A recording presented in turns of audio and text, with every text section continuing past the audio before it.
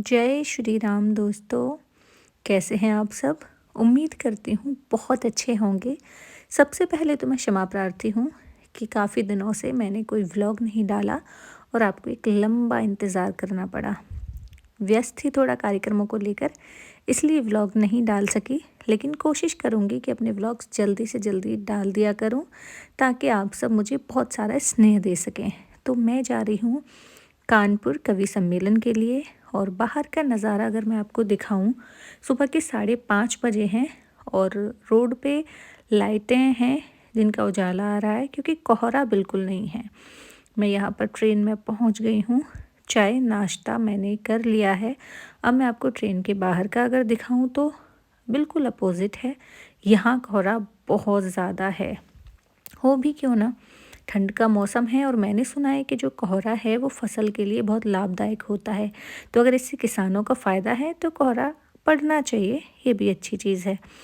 मैंने यहाँ पे नाश्ता वगैरह कर लिया था और इसके बाद मैंने सोचा क्यों ना थोड़ा सा ख़ुद को भी दिखाऊं आप लोगों को, क्योंकि बाहर दिखाने लायक कुछ दिख ही नहीं रहा था कोहरे की वजह से। तो मैं ख़ुद को ही दिखाने लगी। काफ़ी टाइम तक तो मैं ख़ुद को भी नहीं दिखाती ना आपको, और व्लॉग डाल देती हूँ सीधा। अच्छा, ट्रेन में हुआ ये था कि 2 यात्रियों में आपस में हो गया झगड़ा।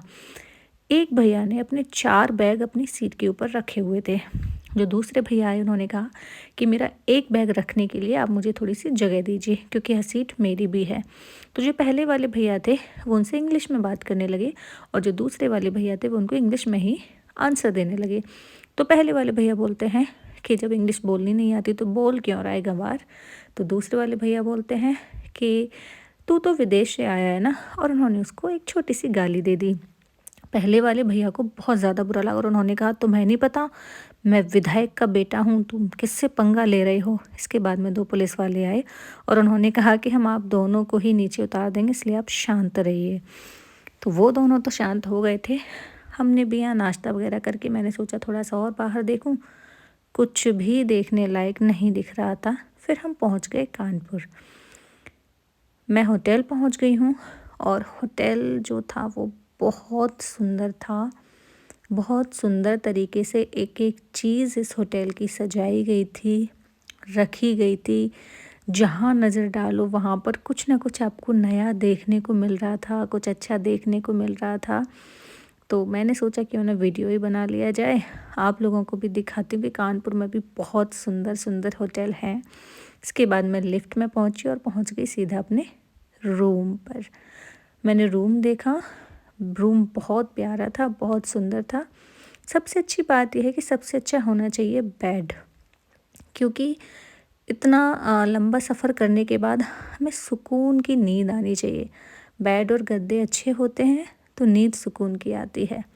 ये देखिए, मैं आपको बहुत सारा धन्यवाद कह रही हूँ क्योंकि आप मुझे बहुत सारा स्नेह देते हैं मेरे वीडियोस वगैरह को देखकर। मैं आपको वॉशरूम में लेकर चलती हूँ और ये गीज़र वगैरह लगा हुआ था सारा कुछ। ये था ब्रश, टूथपेस्ट, हैंड वॉश, साबुन। रूम मुझे बहुत अच्छा लगा, काफ़ी अच्छा रूम था इनका। और आपको लोगों को रूम दिखाते दिखाते मुझे याद आया कितने लंबे सफ़र के बाद बस मैंने चाय नाश्ता ही किया था और अब मुझे लग रही थी भूख। तो मेन्यू कार्ड लिया और सोचा कुछ अच्छा सा ऑर्डर करती हूँ। तो चलिए मेरे साथ साथ आप भी देखिए कि यहाँ पर क्या क्या मिलता है। लेकिन मैं आपको एक और चीज़ बता देती हूँ कि यहाँ जितना भी कुछ लिखा हुआ था ना, कसम से कुछ भी नहीं मिला। और रूम सर्विस बिल्कुल भी अच्छी नहीं थी। होटल अच्छा था, रूम्स बहुत अच्छे थे, पर रूम सर्विस बहुत घटिया, बेकार। कोई भी चीज़ अपनी टाइम पर नहीं आनी थी। और सबसे बड़ी बात थी कि जिस फ़ोन से हमें ऑर्डर देना था वही डेड पड़ा हुआ था। यहाँ के मैंने कई सारे नंबर ट्राई किए लेकिन नंबर भी गलत लिखे हुए थे।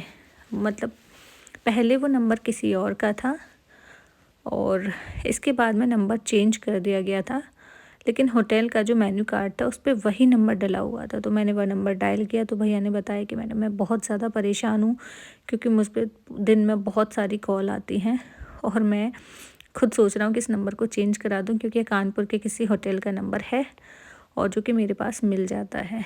तो मैंने सोचा चलो कुछ ऑर्डर कर देती हूँ। जैसे ही उठाया फ़ोन, हे भगवान ये क्या, इसमें तो रिंग ही नहीं जा रही है। सारा कुछ करके देख लिया, चलो इधर से खोल के देखते हैं, ऑन ऑफ करके देखते हैं, पर बेकार सब कुछ। अरे मैं ऑर्डर किस पे करूँगी, अब मुझे लग रही है बहुत तेज़ से भूख। चलो वापस से अपने फ़ोन से जो आखिरी वाला नंबर बचा है उसको ट्राई करती हूँ।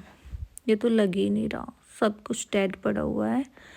मैंने लास्ट में हार थक के अपने फ़ोन से ही उनकी जो 2-3 नंबर लिखे हुए थे, कुछ नंबर तो चेंज हो गए थे, लेकिन फाइनली लास्ट वाला मिल गया।